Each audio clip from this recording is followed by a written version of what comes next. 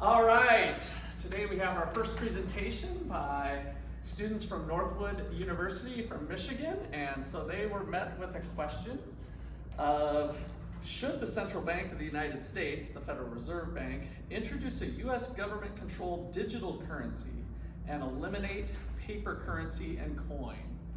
The future of money. May I have a paper? Thank you. So, got four great professors here. I don't know if you're all professors, I guess. Who here invests in any sort of cryptocurrency? We got one. Why? Because in 2013 I figured it's time to put my money where my mouth is. Okay, I like that. So, little background information. Probably know what Bitcoin is, but you're not invested. So, Bitcoin is a central digital currency that is not governed by any political or issuing authority. Issuing authority. Okay, so that is why we believe that the U.S. government should not introduce a digital controlled currency and should not get rid of our notes and our coins. So the fundamentals of how Bitcoin works is there's a blockchain of any computer that's connected to the Bitcoin network, which validates transactions to make sure that each transaction is documented like a ledger would in an accounting system. The number of Bitcoins is controlled as every couple thousand blocks that are broken by so-called miners who manage the network, it will have the number of coins awarded, therefore controlling the supply of money and helping to prevent inflation.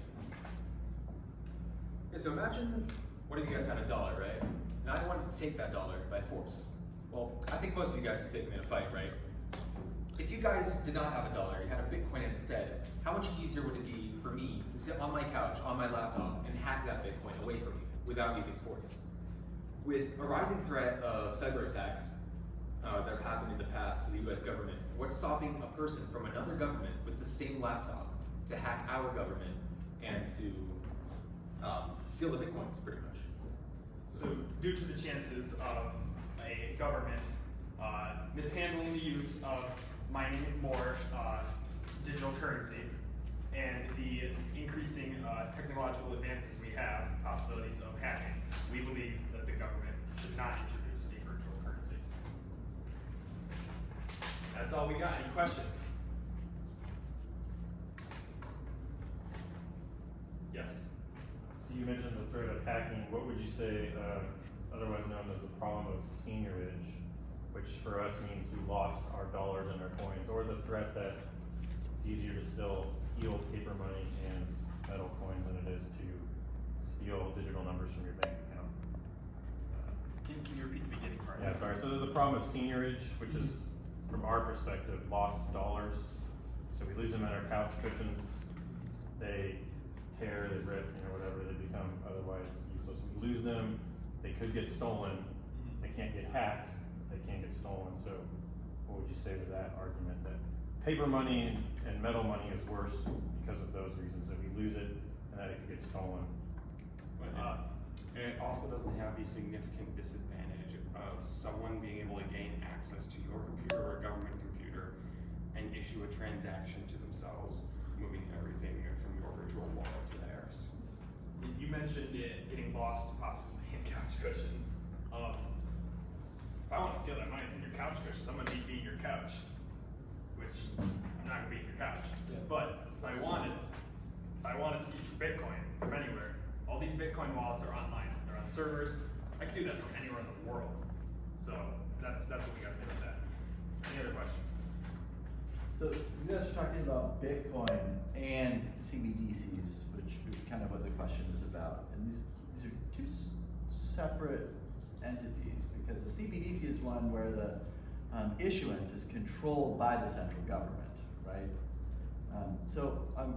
It seems like some of the issues that you're raising, if they are issues with the central currency, aren't those already issues that the central bank has to face? If we have a problem with someone on a laptop being able to hack in and create a transaction or whatever, doesn't the Fed face that problem already? they don't actually print out dollars and send them to banks. They have a spreadsheet. So what, how is this any different? We want to we talked about this. Oh, We- okay. What? Right at the end. Yeah, what was it? Hold on, sorry. So, You know, for like 14 hours. Yeah, sorry. so what I would say to that is, there's gonna be problems, either way. You're not gonna be able to negate all the problems. Nothing's perfect.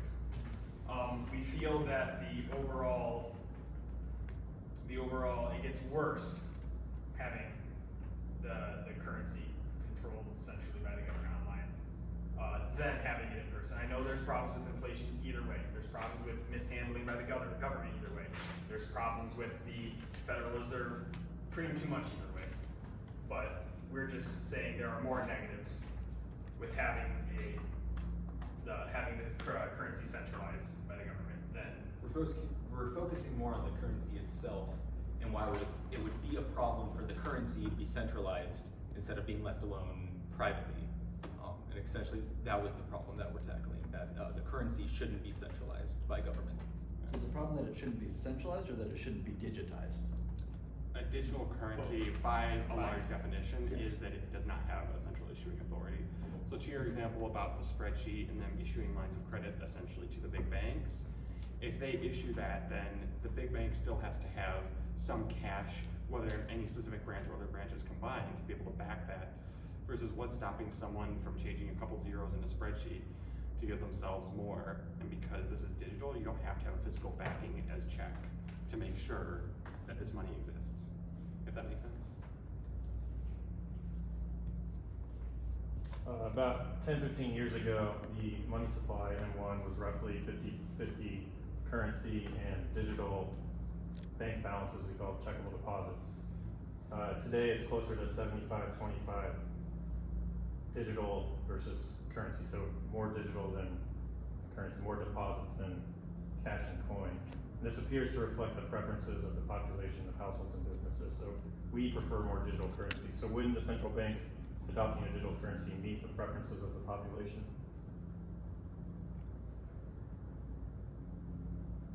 So that was another thing we discussed, is that everything's trending more towards money being in banks and being all online anyway. And to be entirely honest, we haven't 100% came up with an answer, but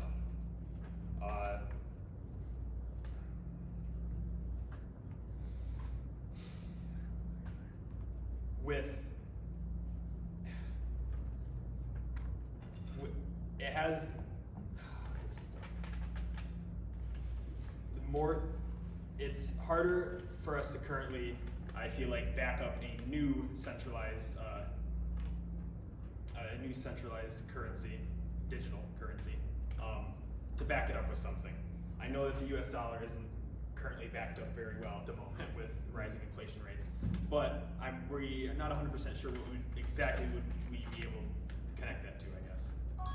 Like I said, still not 100% with what our answer is to that yet. Similarly, with what Connor was saying with the physical backing, if you read any paper currency you have, it says no payable, as there isn't anymore, but there used to be a gold standard backing American money.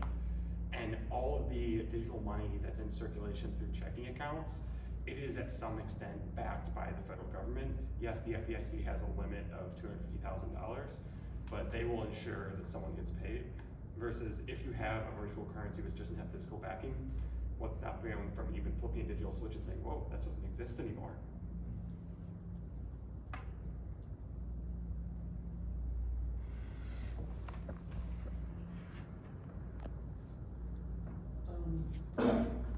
I would just like to ask a question related to the politics of this. How do you think the American public, where do you think their views are in terms of the possibility of a central bank digital currency? Do you see any political advantages for it? I think the interest is definitely increasing, but it is not 100% foolproof, and I still think that there's still a lot of skepticism about it. So the problem would be more so what position you would take, or what sort of lenience, I guess, you would take towards it. Would you be all out for it, or if you would be more gradual about it, or maybe be more not compromising, but be able to compromise more about it, and have it thought out more, and not, you know, just send it out as this this grand idea that would work, you know, that it wouldn't be fun. And of course, we're talking about anything digital and that requires what is effectively a digital bank. A certain percentage of this country, which is still in the millions of population, does not have access to banking services or even the internet. So are we going to effectively cut out, say, 3 or 4% of our population from a new money supply? And then with exactly who would be in favor and opposed. Gen Z, it's what, the biggest generation so far. We don't currently outweigh everybody above 30. 30 plus outweighs 30 below.